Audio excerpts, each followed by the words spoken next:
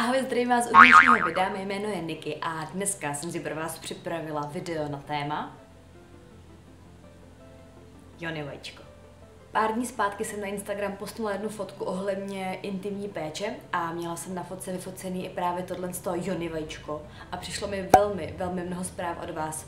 Ježiš, Niky, co to je vajíčko a co to je Jony a k čemu se to používá a tak.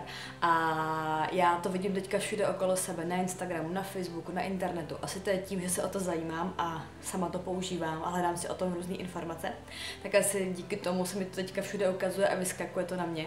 Tak jenom tohle video jsem se rozhodla natočit pro vás, abyste vy věděli, co to Jony vajíčko je, k čemu se používá a všechno okolo toho. Tak jdem na to. Takže co to znamená Jony egg? Jony znamená označení pro vagínu nebo pro ženské pohlavní orgány a egg znamená anglicky vajíčko. Jedná se o broušený polodrahokam ve tvaru vejce, ukážu vám, jak to vypadá. Ten polodrahokam je obroušený, vyleštěný, měl by být hladký ze všech stran, neměl by tam být žádná zadrhlinka, žádný výrůstek, něco, co by vás na pohmat dralo nebo škrábalo. Tohle Jony vajíčko se zavádí dovnitř do ženského lůna. Tato metoda se používá přibližně už 5000 let a za tu dobu, co je to tady na světě, tak to vzrostlo na popularitě, kleslo, začalo to být tabu, začalo to být trapné, lidi se o tom nebavili a tak. Ale tato metoda s Jony vajíčkem je opravdu už hodně dlouho stará a je na světě opravdu hodně dlouho. K čemu vajíčko slouží? S vajíčkem se výborně posilují svaly pánevního dna. Proč posilovat svaly pánevního dna? Svaly pánevního dna máme uvnitř nás, v malé pánvi, a díky tomu, že posilujeme svaly pánevního dna, díky vajíčku, který máme v sobě, tak můžeme mít mnohem lepší sexuální prožitek. Je to prevence proti inkontinenci, proti pomočování, pokud jste třeba ve starším věku nebo po porodu. Je to super příprava i před porodem, po porodu, aby se žena stáhla. Je to například proto, abyste dokázala při pohlavním sexu být uší, abyste se dokázala jakoby stáhnout a měl tak třeba partner i vy mnohem lepší sexuální prožitek. Používají to například ženy, které právě mají problém prožít vaginální orgasmus, které jsou třeba například odpojené úplně od těla, nemají vůbec žádný prožitky, pocity, nic necítí, tak i díky tomu, abyste se naladili na své ženské já a na nějaké energie ohledně své Jony, tak díky tomu i se vajíčko používá. Díky tomu, že v sobě máme vajíčko, tak dochází k většímu prokrvení v oblasti našich ženských pohlavních orgánů, v oblasti pánve, a díky tomu můžeme i pomoci třeba nějakým chronickým onemocněním. Můžeme tím předejít nějakým zánětům, nějakým problémům ohledně ženských pohlavních věcí a tak. Takže i tímto způsobem můžete vajíčkem ovlivnit váš život. Zvýší se tím určitě úroveň vaší energie, může to vyřešit i váš třeba problém s početím, protože tím, že vlastně do sebe dáváte nějakou věc, se kterou tělo nevědomě pracuje, tak i tím si můžete odblokovat v vaší Jony nějaké bloky, které tam máte. Můžete mít třeba například nějaké spazmy svalové, které vám brání v otěhotnění. Můžete tam mít uložená nějaká traumata, špatné zážitky, třeba z dětství nebo s prvním sexuálním partnerem nebo s jakýmkoliv jiným mužem či jakoukoliv situací, která je spojena s vaším Jony. Takže i tímto můžete pracovat na svém já s Jony vajíčkem. Takže pokud i vy jste otevřený nějaký alternativní metodě, nebo byste měli, není to alternativní, je to vlastně i z důvodu zdravotnického velmi doporučovaná metoda.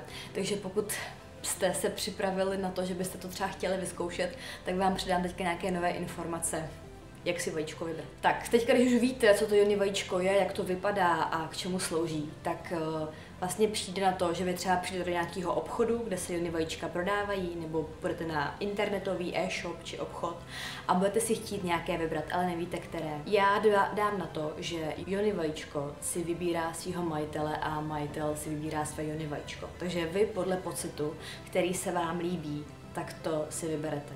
Můžete třeba si na něho dát ruku a cítit nějakou energii. Může se vám třeba jenom líbit, přece jenom je to věc, kterou si dáváte do sebe, která vás nějak čistí, s kterou posilujete svoje tělo. Takže i to vajíčko se vám musí líbit, musí vám něco jako říkat. Takže já si myslím, že až uvidíte všechny možný druhy barev, druhy kamenů toho Jony vajíčka, tak určitě bude tam takový ten jeden, který si řeknete, jo, to je ten můj, takže podle toho si ho vyberete. Jsou různé druhy vajíček, zvláště co se týče velikostí, jsou větší vajíčka a menší vajíčka.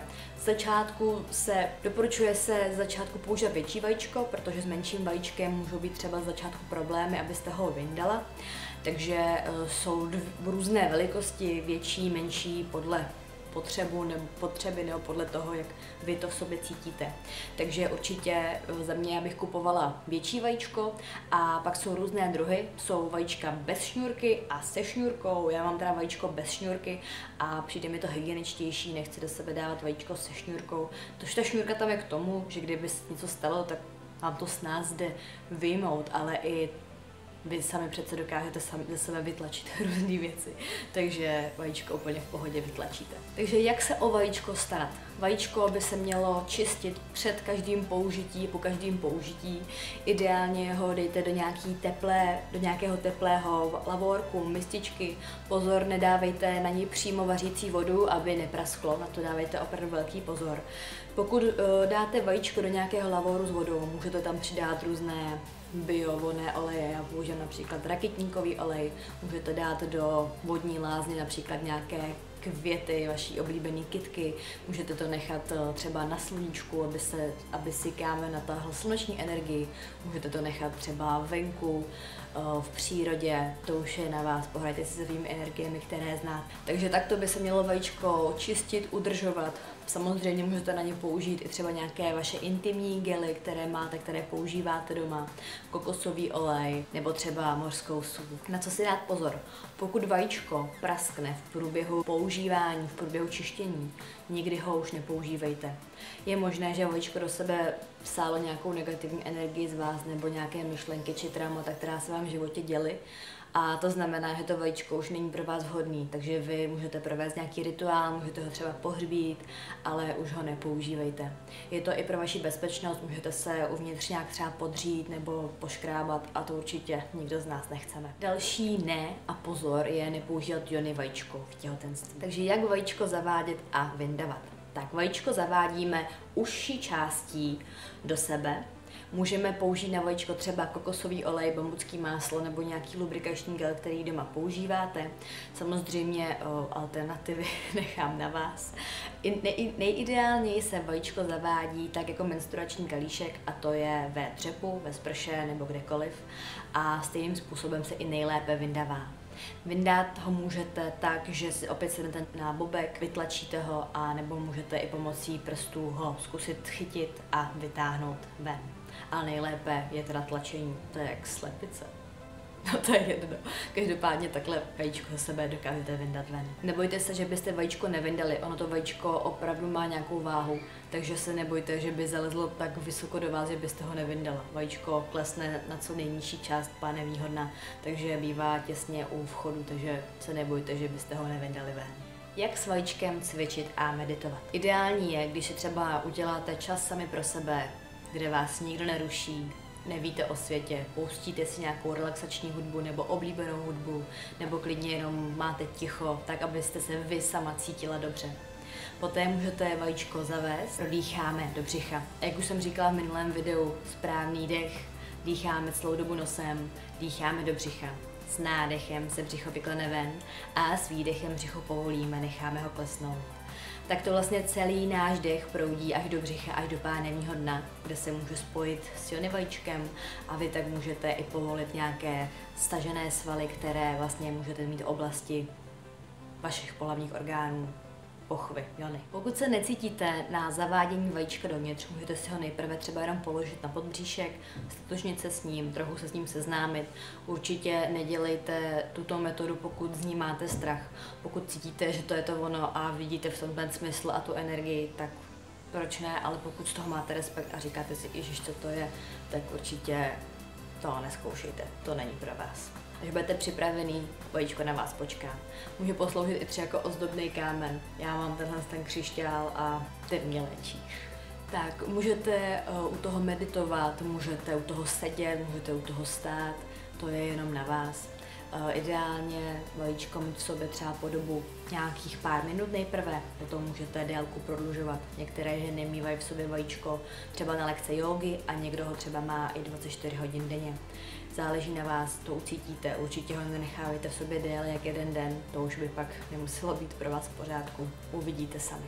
Tak jo, tohle je celé video o Jony vajíčku. Já doufám, že jsem vám přiblížila, co to Jony vajíčko je a k čemu se používá. Doufám, že jste se dozvěděli něco nového a že ho třeba taky zkusíte, pokud jste ho teda už nevyzkoušeli. A pokud jste ho vyzkoušeli, tak mi prosím dejte vědět dolů do komentářů, které vajíčko jste vyzkoušeli, které máte třeba doma a kde jste ho koupili. Protože Jony vajíčko, teď je to takový trend a můžete ho koupit téměř kdekoliv. Já vám tuším z kalíšek.cz. Myslím, že jo. Tohle není spolupráce. Tak jo, mějte se krásně, užijte si krásný den, běžte se projít. Ještě vás poprosím jenom, abyste mě odebírali na mém Instagramu, abyste tady na YouTube klikli na červené tlačítko odebírat a na zvoneček, aby přišlo pokaždé upozornění, když vydám nové video.